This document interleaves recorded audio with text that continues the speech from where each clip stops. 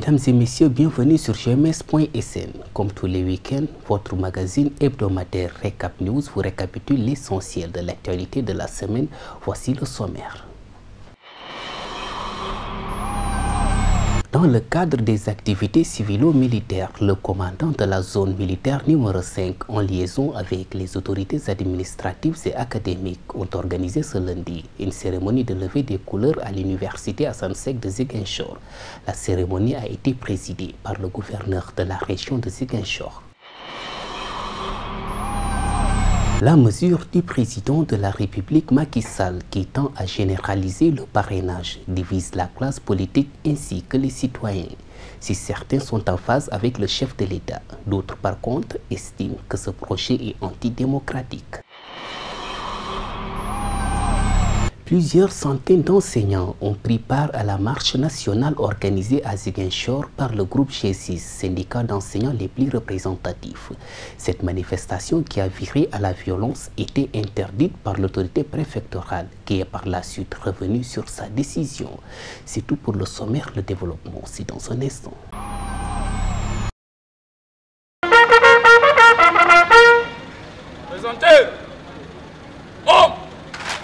Étudiants, professeurs et personnels se sont tous réunis dans la cour de l'université Assane Seck de Ziguinchor en communion avec les forces de défense et de sécurité pour officier à la traditionnelle levée des couleurs. Le gouverneur de Ziguinchor revient sur le but de cette cérémonie. Cette initiative de délocaliser la levée des couleurs vise à se rapprocher davantage des populations, vise également à partager les valeurs civiques et citoyennes avec toutes les populations, particulièrement les élèves et les étudiants. C'est pourquoi nous avons commencé par l'école élémentaire et aujourd'hui nous sommes à l'université Assane Seck de Ziguinchor pour procéder à la levée des couleurs avec les étudiants et tout le personnel, à leur tête le recteur. Le recteur de l'université Assane Seck de Ziguinchor s'est réjoui de cette levée des couleurs qui, selon lui, va contribuer à renforcer les valeurs républicaines de toute la communauté universitaire. L'impact que cette levée de couleurs à l'université Assane Seck peut avoir, c'est renforcer l'adhésion des étudiants de toute la communauté universitaire, l'adhésion aux valeurs républicaines, mais aussi renforcer ce sentiment d'appartenance à une nation qui a le même destin et la même histoire.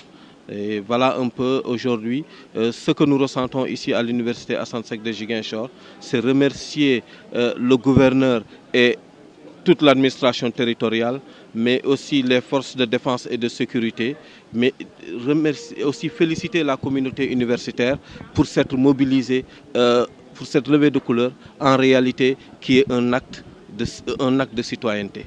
Donc nous remercions tout le monde et nous sommes très fiers d'avoir procédé à cette levée de couleurs à l'université Assane Seck de Ziguinchor, qui devrait, par la même occasion, rappeler à tout le monde, et comme je l'ai dit, cette adhésion forte aux valeurs républicaines que nous partageons tous. Ainsi, les autorités se sont engagées à pérenniser cette initiative qui contribue à renforcer les valeurs de citoyenneté et de cohésion au sein de ce temple du savoir.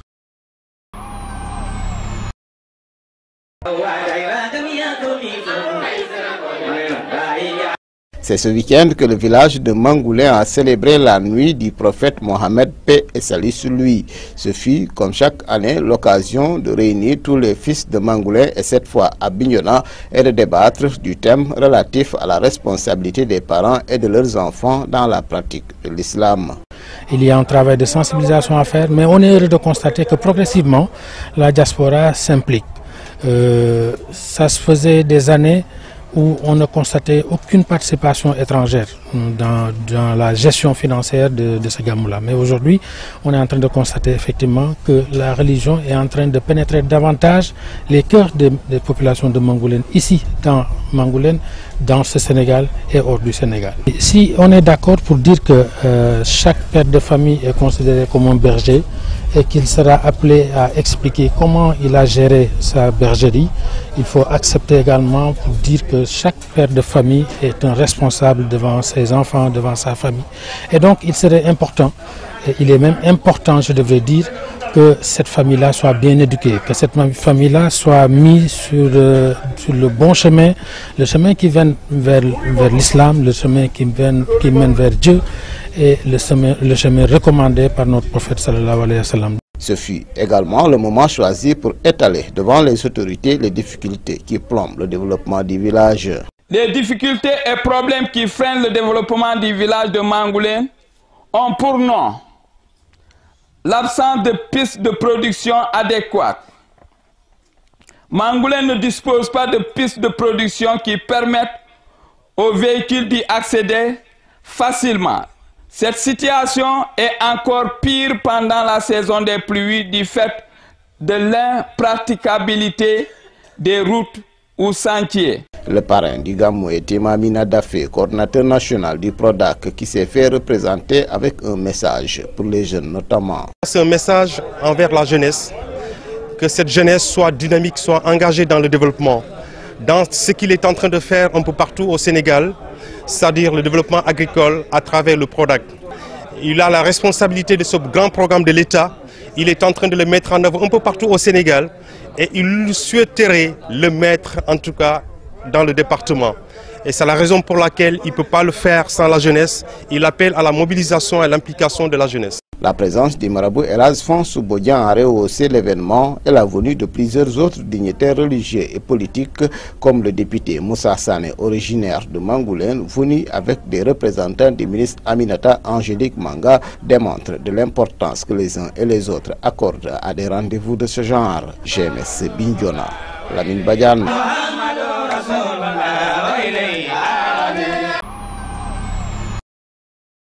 La question du parrainage a fini de diviser la classe politique sénégalaise. Lamine Souaré, coordinateur de la Convention des jeunesses républicaines de la commune de Pikine Nord, défend cette mesure de son mentor politique, le président Macky Sall. Selon lui, il s'agit de mettre sur un pied d'égalité tous les candidats qui aspirent à diriger le pays. Le système de parrainage existe depuis 1963. Ça existe. Auparavant, c'était 10 députés. Après, on a revu ça pour être parrainé par 5 députés, etc. Je pense que ce n'est pas des arguments qui tiennent. Bon, je pense que le parrainage n'est pas quelque chose de nouveau. On veut libéraliser les élections pour que tous les candidats soient au même pied. Il y a point de difficulté d'accepter le parrainage. Un avis que ne partage pas Cheikh Bamba Dièye, selon le secrétaire général du Front pour le socialisme et la démocratie Benno Djubel FSDBJ, le président Macky Sall veut tout simplement barrer la route aux potentiels candidats à la prochaine présidentielle. Je crois qu'une élection présidentielle a cette caractéristique, c'est de permettre à tous les citoyens qui sont porteurs d'un projet de pouvoir se présenter devant les Sénégalais pour que chacun ait le sentiment qu'il est impliqué dans le développement de son pays et qu'il ait une responsabilité dans le choix du futur leader que les Sénégalais vont choisir.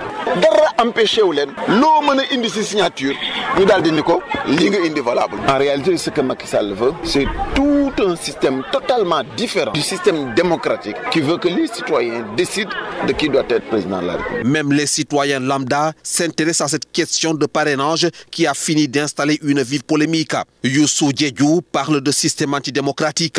C'est antidémocratique parce que des partis légalement constitués, que leur mission régalienne c'est d'aller aux élections. Ces partis-là, on ne doit pas les dire d'aller se faire parrainer. Parce que des signatures, il n'y a rien de dessus. Parce que des gens qui sont dans le fichier, tu leur demandes des signatures, ils font des signatures, tu vois que ces signatures ne sont pas conformes. Les élimine directement. Tout le contraire d'Elhadj Kébé qui dit saluer cette démarche courageuse du président Macky Sall. Je suis d'accord de côté bobu ndax su réew il faut ñu tabax ko quoi. Il y a trop de désordre côté candidature yi. Té nak organisation soko jël il faut nga oser. D'accord nañ ci ndax mu ngi oser. Cette mesure qui tente à généraliser le parrainage ne fait pas l'unanimité au sein de la classe politique sénégalaise et même chez les citoyens lambda car pour certains le président Macky Sall cherche tout simplement à mettre les bâtons dans les roues de ses adversaires politiques.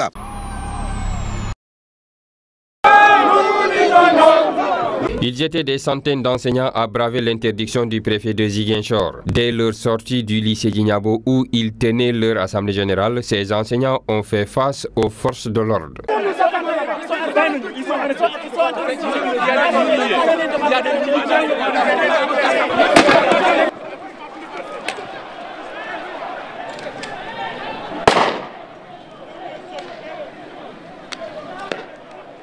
C'est après plusieurs minutes de pourparlers avec le préfet qui était sur le terrain que la situation est revenue à la normale. Arrivé à hauteur du rond-point Jean-Paul II, cette marée humaine a encore croisé sur son chemin une barrière de sécurité. Saour Sen, membre du G6, déplore cette situation. Nous avions une marche autorisée et nous avons considéré que lorsque le gouvernement a souhaité revenir sur cette décision, nous avons fait face avec tous les collègues. Et finalement, la réalité est que la marche a eu bel et bien lieu. Les bavures policières qu'il y a eu sur des camarades, nous en tiendrons compte au moment de l'évaluation. Les camarades qui sont blessés, ceux qui sont aujourd'hui dans la police retenus, nous prendrons toutes nos responsabilités d'abord pour les libérer et le reste à la réunion du G6 en toute sérénité et en toute objectivité, nous indiquerons la conduite à tenir. La seule chose que je demande aux enseignants, c'est de rester déterminés à l'écoute des organisations syndicales. Le bilan de cet affrontement entre enseignants et forces de l'ordre a fait plusieurs blessés du côté des enseignants. Malgré ce qui s'est passé à Ziguinchor, les enseignants restent déterminés à poursuivre le combat jusqu'à la satisfaction totale des revendications.